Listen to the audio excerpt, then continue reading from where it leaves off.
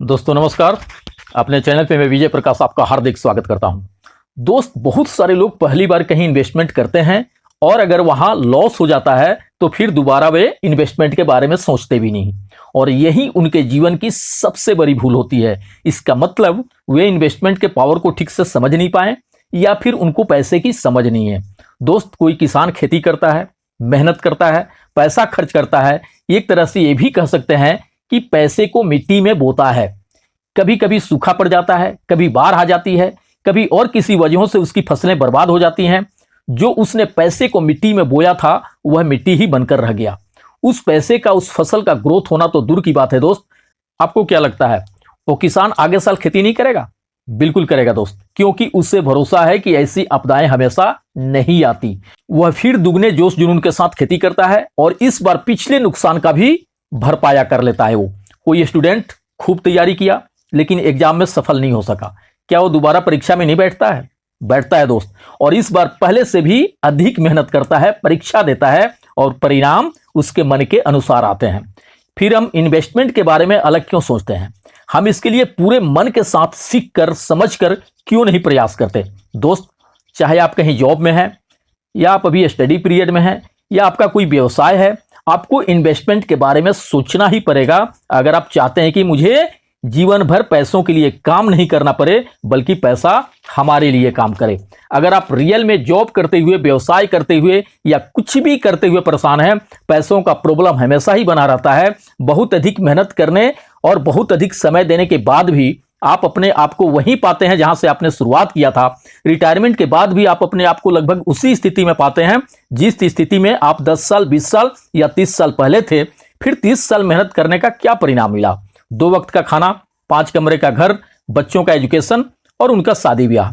आप नजर दौड़ा कर देखिए दोस्त, पीढ़ी दर पीढ़ी यही होते आ रहा है। हमारे घर में हमारे पिताजी ने जीवन भर काम किया, उनके पिताजी ने भी काम किया, ऐसे करके पता नहीं हमारे पूर्वजों में कितने लोगों ने दिन रात मेहनत किया होगा, कितना कुछ बदला दोस्त, हम अच्छी तरह से अनुमान लगा सकते हैं। और फिर हम भी वही कर रहे हैं, तो फिर आगे भी कुछ बदलाव होने के संकेत नहीं दिख रहे हैं। अगर हम बदलाव चाहते हैं तो थोड़ा पैटर्न चेंज करना पड़ेगा। मैं ये नहीं कह रहा हूं कि आप अपनी जॉब छोड़ दीजिए या व्यवसाय बंद कर दीजिए। आप चाहे जो कुछ भी कर रहे हैं दोस्त करते रहिए, मगर इन्वेस्टमेंट के पावर को समझते हुए कुछ ना कुछ हर महीने पैसा बचाकर निवेश जरूर करिए। आप स्टॉक मार्केट में निवेश कर सकते हैं, आप म्यूचुअल फंड में निवेश कर सकते हैं, आप हर महीने म्यूचुअल फंड के सिस्टमेटिक इन्वेस्टमेंट प्लान SIP में भी निवेश कर सकते हैं, आप बॉन्ड खरीद सकते हैं, आप रियल एस्टेट में भी निवेश कर सकते हैं, गोल्ड एंड क्रिप्टो करेंसी में भी निवेश कर सकते हैं। लेकिन कब? जब इन सबके बारे में पूरी नॉलेज हो जाए आपको। दोस्त, गरीब लोग जरूरत की चीजों पर लगभग 30% खर्च करते हैं, जबकि अमीर लोग जरूरत की चीजों पर 25% खर्च करते हैं। गरीब लोग शौक की चीजों पर 65% तक खर्च कर देते हैं, जबकि अमीर लोग शौक की चीजों पर मात्र 10% खर्च करते हैं। और गरीब लोग इन्वेस्टमेंट पर अपनी कमाई का सिर्फ 5% निवेश करते हैं, जबकि अमीर लोग अपनी कमाई का 50 से 65% तक भी निवेश कर देते हैं। दोस्त, इन चीजों को समझना पड़ेगा।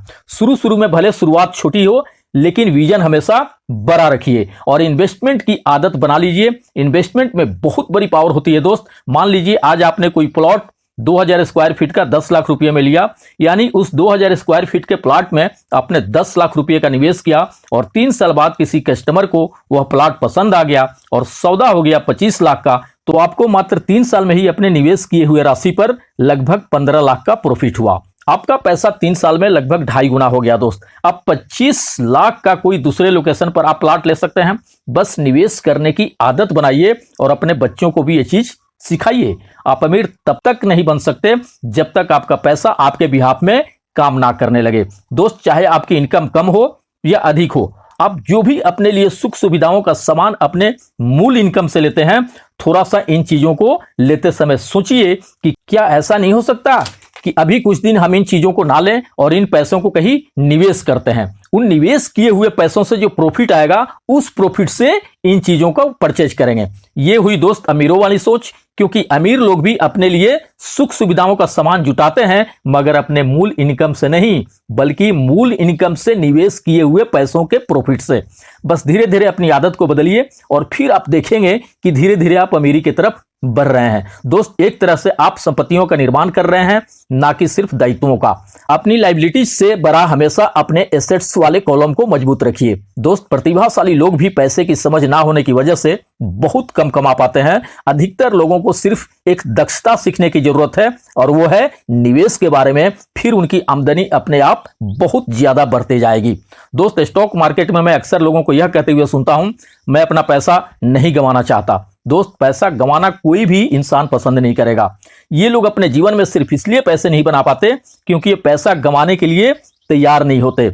ये विश्लेषण करने के बजाय स्टॉक मार्केट की तरफ से अपने दिमाग को बंद कर लेते हैं। दोस्त, अगर आप यह समझ लें कि स्टॉक मार्केट निवेश में स्टॉप किस तरह से काम करता है, तो आप हार से बचने के बारे में अपना ध्यान नहीं लगाएंगे, बल्कि जीतने के लिए निवेश करेंगे। स्टॉप एक कंप्यूटर डायरेक्शन है जो भाव गिरने पर आपके शेयर को अपने आप बेच देता है, ताकि आपका कम से कम नुकसान हो और आपको ज्यादा से ज्यादा प्रॉफिट मिल सके।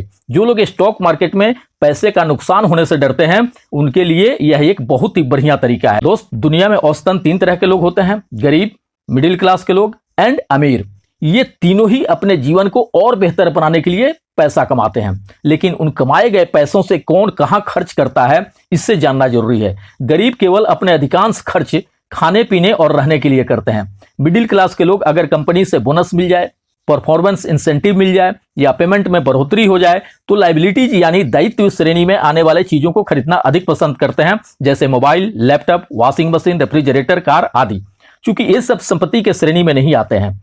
इसे आप जिस दिन खरीदते हो उसी दिन से इसकी कीमत कम होने लगती है, और इन चीजों पर खर्च किए हुए पैसों से पैसा नहीं बन पाता है। जबकि अमीर लोग भी सारे सुख सुविधाओं के सामान को खरीदेंगे, मगर सबसे पहले ये पैसों को निवेश करेंगे, और उस निवेश किए हुए पैसों से जो प्रॉफिट आएगा, उस प्रॉफिट के पैसों से खरीदेंगे।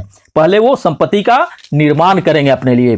दोस्त, संपत्ति का सीधा सा मतलब है या हिसाब है कि आपका निवेश किया हुआ पैसा कितना पैसा बना रहा है। आप अगर एक प्लॉट में 5 लाख निवेश करते हैं और एक कार अपने लिए खरीदते हैं जिसका कीमत 5 लाख है, अब 5 साल बाद दोनों का मार्केट वैल्यू देखेंगे तो हो सकता है आपके 5 लाख वाले प्लॉट का कीमत 10, 20 या फिर 25 लाख भी हो सकता है, लेकिन आपकी कार की कीमत 2.5 लाख से भी कम। मैं यह नहीं कह रहा हूं कि आप कार नहीं खरीदें, आप खरीदिए, लेकिन उस पैसे से पहले संपत्ति बनाइए और फिर उसके प्रॉफिट से कार खरीदिए। यह सोच अमीरों वाली सोच है। दोस्त, हमें से अधिकांश लोग पैसों की समस्याओं से सिर्फ इसलिए जूझते रहते हैं क्योंकि उन्हें यह पता ही नहीं होता कि एसेट्स और लायबिलिटीज में क्या अंतर होता है। अमीर लोग संपत्ति इकट्ठा करते हैं और गरीब एंड मध्यम वर्गीय लोग दायित्व इकट्ठे करते हैं, और इनके नजर में इनका दायित्व ही इनको संपत्ति नजर आता है। दोस्त, चाहे आपके इनकम का जरिया जो भी हो, आप अपनी पैसों की समझ को विकसित करिए, निवेश के बारे में सीखिए और छोटे स्तर से ही सही लेकिन निवेश करना शुरू करिए। बहुत बड़ा परिवर्तन नजर आएगा आपको आपके जीवन में। आज आप पैसों के लिए काम कर रहे हैं, कल पैसा आपके लिए काम करेगा। दोस्त, वीडियो अच्छा लगा हो तो लाइक एंड शेयर जरूर कीजिएगा, एंड चैनल पर पहली बार हो तो सब्सक्राइब भी जरूर कर दीजिएगा। थैंक यू दोस्त, धन्यवाद।